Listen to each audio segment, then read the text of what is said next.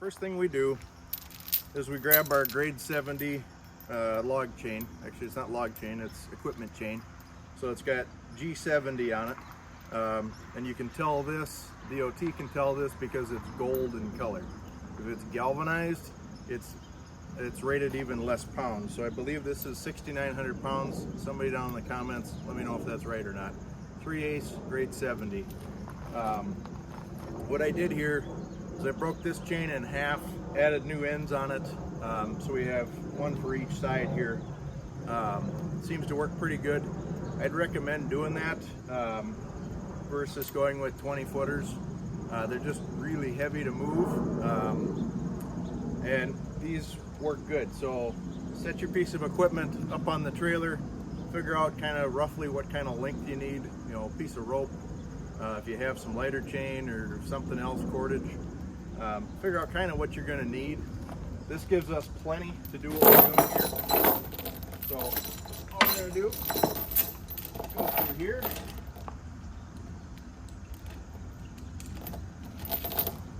I'll loop it there for now. We can connect to it. Here, you guys don't do this all that often. Here's what I like to do on these. All right. So you go, if you have it, you can go down the inside, come back up through the middle. All right. And just lock it on like that. Okay. Now we're pulling on this ring. Now you go here. Grab this out of the way. And here's how this is going to work. We're going to pull from the loose chain.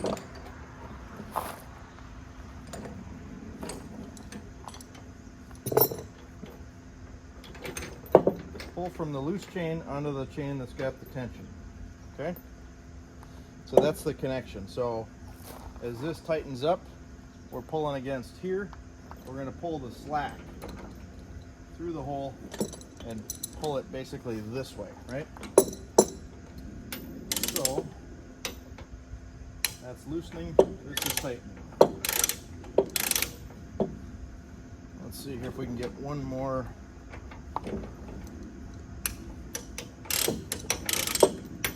So here's our Acme threads like I was talking about. As we tighten this down, go the other way, there we go.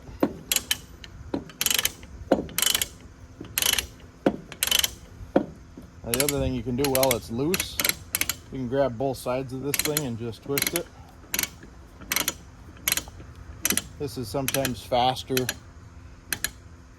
than using the ratchet. So that's about as tight as I can go by hand.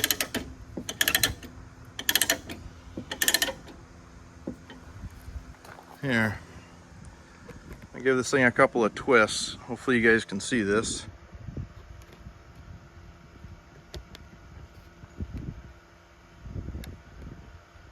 There we go. Keep an eye on that chain. You should be able to see it move just slightly. See, it's coming down to the machine. There we go. She stretched and pulled the next knot through. So we're gonna go with that for now. That's pretty darn tight. The other thing you want to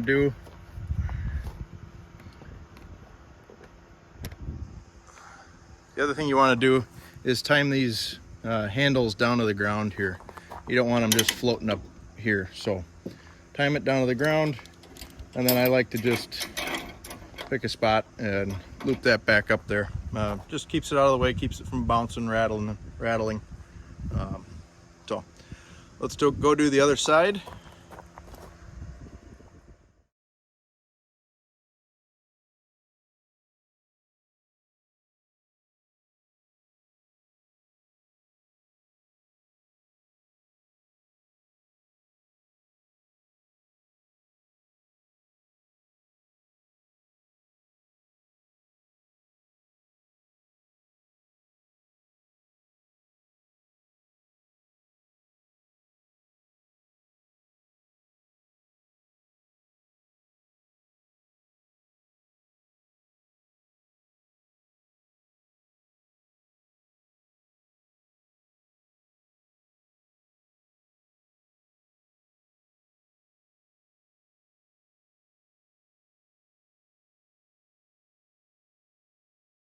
but with less than an inch of play on it. So that's usually what I go for.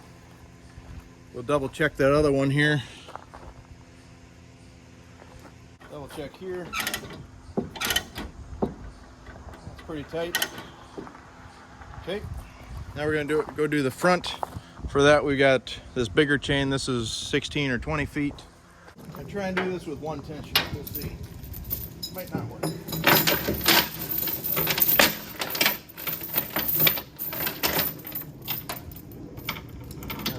So we're gonna go down.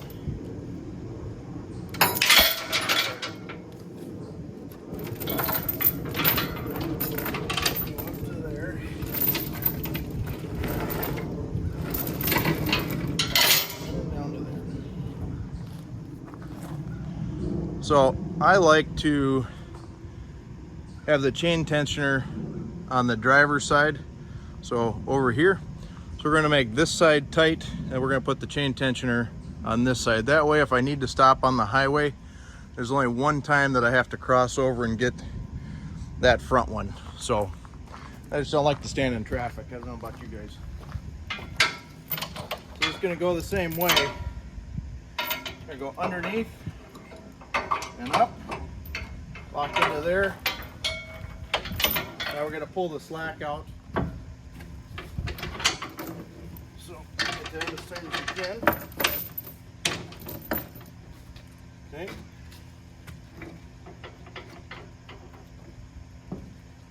Now we'll do the same thing. We're going to go underneath.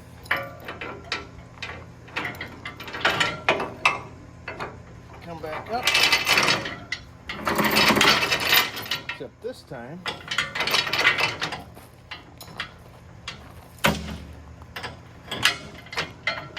we're going to pull on this one.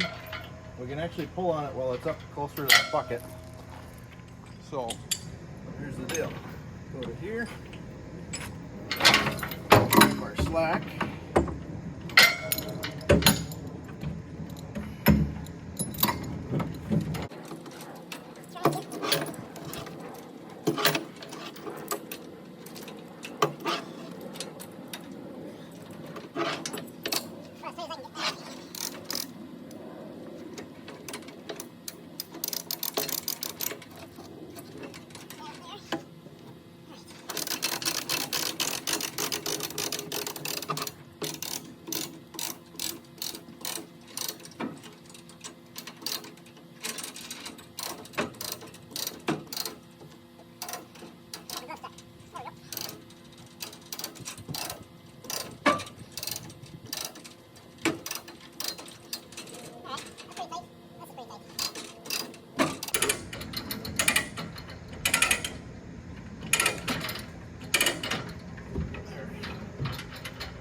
Alright, feel pretty good about that.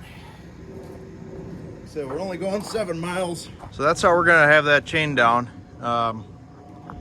Feel pretty good about that, guys. It's ideally, I think I should have a couple short ones from this corner coming down and from this corner coming down. And we could break this chain when we get back to the farm and do that. I've been kind of meaning to make a couple extra shorties for this, but what we need to do, this will get us home safe and sound. If it doesn't, it'll be a hell of a video. Just kidding.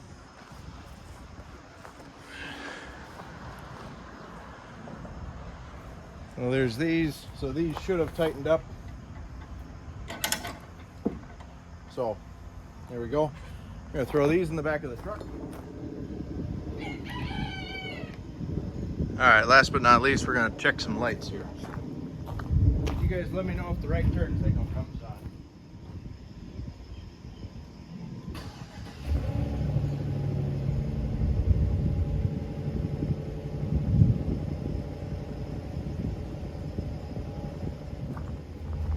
Look at that, she's blinking. I don't know if you guys can tell this or not. So I wired this trailer. This is an amber marker. This one's blinking. And this is another amber. So I added these on the trailer, these side ones, one, I thought it looked cool, and two, if I was next to somebody, kind of like on a semi-trailer, right? Is I want to know if I'm riding next to you, next to these axles, and this little light starts blinking, that probably means you're coming my direction. So I thought, well, that's kind of handy. I'd like to add some more of these, just make this thing kind of bright and stick out. Probably need to redo some of the stickers, but this is getting us by for now. Like I said, we only haul this machine a couple times a year, so this works for what we need it for. It's never going that far, but yeah. So there she is, folks. She's all loaded up. The truck is back to being kind of level again. I can show you that.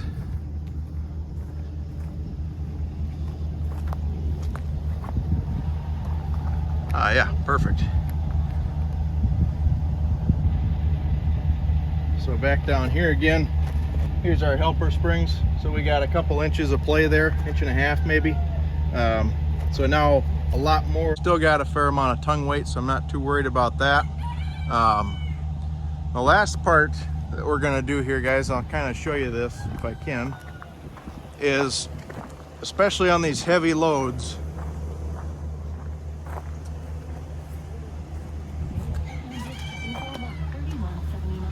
so I'm gonna try and show you guys this.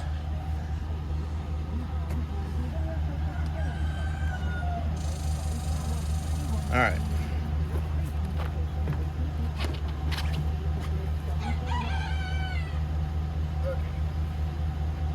So in this truck, this is a Chevy 3500 HD, non-diesel, so it's a 6-liter gas. All right, so we're in drive. I got tow haul mode on. That's just purely so I don't forget. Changes the shift patterns a little bit in this gas V8. This here is our brake controller integrated to the truck. So what I'm going to do is I'm going to take the brake off with my right foot, and then I'm going to slide this way. So with the truck just idling in gear, we should roll forward. What you want to make sure that happens when you apply the brake controller is the brakes on the trailer have enough force to stop the truck and trailer. This is something you guys should always do. Make sure that, one, your batteries are charged, two, everything's connected the way it should. If it doesn't stop, that means you don't have trailer brakes. So here we go. I'm going to let off, we're going to start rolling, and I'm going to apply the brakes. There we go. It worked. My foot's off the brake, even out of the cab here. There we go. Apply the brake, let the trailer brakes off, put the truck in park. There we go.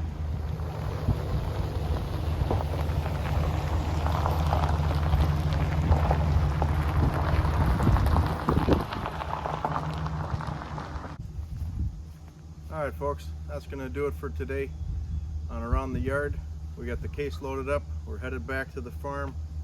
I appreciate you guys sticking around. We're running up on 500 subscribers, so that's awesome. Thank you very much. If you haven't subscribed, please consider doing so. Helps me out, helps the channel. Also, leave a comment down below. Let me know how you guys load up equipment, if that's something you guys do. Or give me any tips and tricks you guys have learned over the years. What's different in your state or country or province or whatever. You know, let me know what your guys' rules are. This is what we've done for years. Now, right or wrong, I guess I haven't been, knock on wood, I haven't been pulled over for it yet, so we're going to keep kind of running like this, but I always try and improve the system. So yeah, appreciate you guys sticking around. Like, comment down below. I always try and respond to everybody. I did get a new computer here just recently, so we're going to try and do a little better on the editing. So hopefully going forward this year, it'll get the content will get a little bit better for you guys.